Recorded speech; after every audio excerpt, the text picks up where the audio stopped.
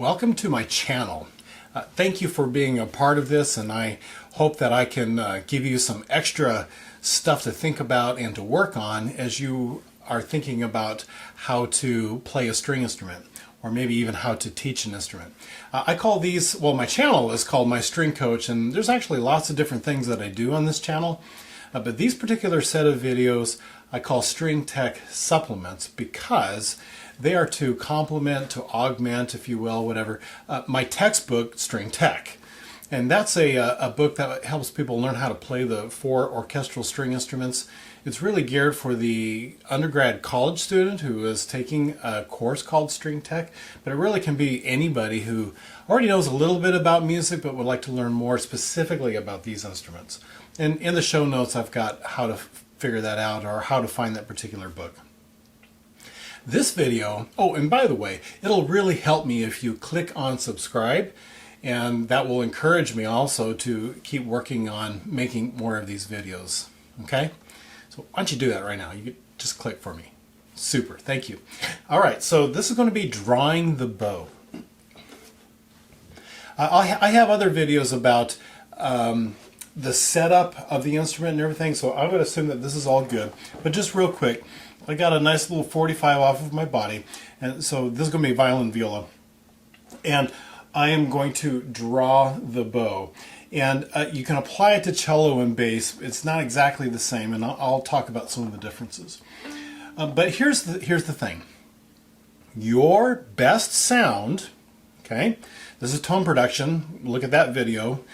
So you can understand that. But your best sound is to be parallel to the bridge. Okay? And the minute I put an angle on my bridge, or the second, or the millisecond as it happens, all of a sudden my tone goes away. I need to be parallel to the bridge. But it's kind of hard to be parallel to bridge. Well, what does that mean? Well, if I look at it, as a violin viola, I'm doing one of these kind of things. You've seen kids do this. And all of a sudden I've really messed up my instrument setup. And you think, well, yeah, cello bass can actually look at it pretty well. Well, not exactly. It's kind of deceptive. Cello has an angle like this a little bit, and I've heard teachers say, oh, you need to be parallel to the floor. That's actually incorrect, because when you put an angle on it, and if you're parallel to the floor, look, I've got an angle on my bow. Angle with my bow on the instrument. And bass is the same way, actually. And so what you want to do is help tell kids to be parallel to the bridge. You can put your bow on the bridge and then scoot it up to the sweet spot, and you'll notice, I'm not parallel to the floor. So that's an incorrect way of thinking about it. It is correct to think I need to be parallel to the bridge. Okay, so now back how to do this. Well, for a violin viola, actually all the string instruments, what I like to do is rather than look at your bow and try to figure that out, I want you to feel shapes in your arm. The truth is, the absolute best way to practice this is to be in front of a mirror. Look at a mirror so that you can watch yourself do that. But, you know, you're in a class, you've got 30 kids in your class, or you're one of them, and you're looking around, there's no mirror, right? So if there's no mirror, then the issue is I need to feel what this feels like. And so what I do is I help kids feel shapes in their arm. So what I do is the middle of my bow is a box. It's really a square. Probably should call it a square, but I'm just used to saying box. Here's one side, here's the bottom side, here's the side, and here's the side. That's the middle of my bow. Now, this is good for violin, viola. Cello and bass, it's more of a rectangle. Okay, it comes out of the shot when I really put it down. It's more of a rectangle. I'm watching myself there to make sure I'm parallel. But that's the idea, okay? So, box. And then when I draw my bow, I want to feel a big V. So I get into the picture there, big V. I like to call it a big V. Back to box, back to, or up to triangle. You see my triangle? 1, 2, 3 sides. Big V, I've really only got the 2. It's my bow and my arm. And if they can feel these shapes, it'll help them keep the bow parallel to the bridge.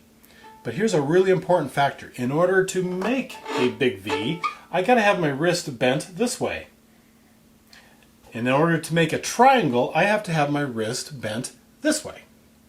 And I help kids by doing this. Say, hey, when I bow down, I want you to punch your buddy in the nose. And when you come back to the triangle, punch yourself in the nose.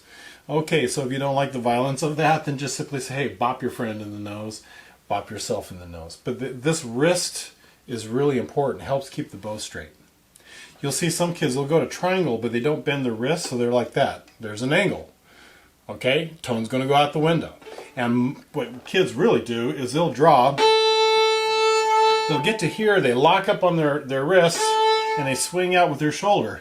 I'm exaggerating, but maybe not so much so. Maybe you've seen that in the crew. Can you hear my tone go completely away? Right, again, what's the concept? An angle to the bridge loses tone. It needs to be parallel to the bridge. And work on these shapes.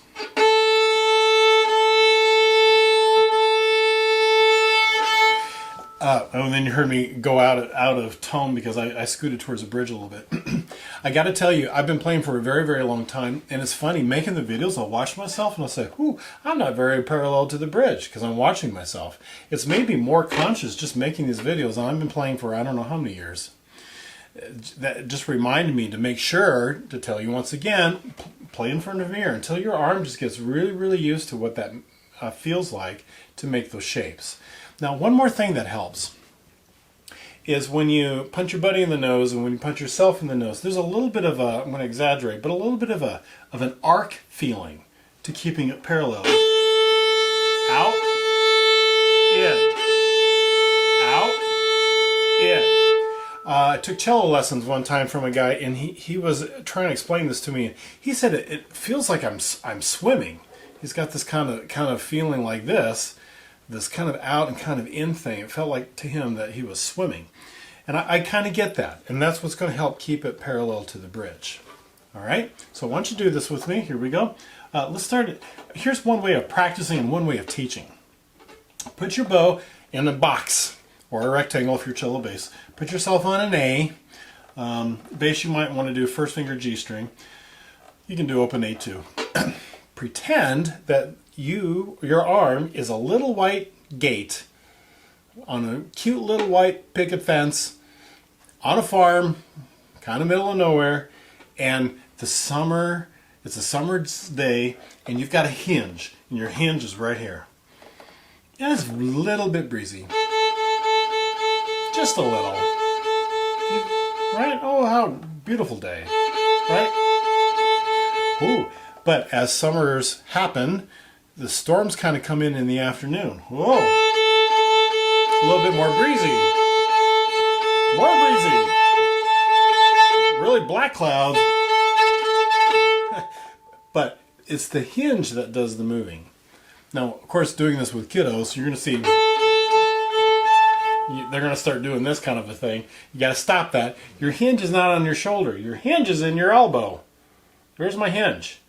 Okay, now get them away from the storm clouds, and then it goes back to, oh, what a beautiful evening. I should remember to latch my gate the next time so it doesn't flop in the wind like that. Did you see how that works?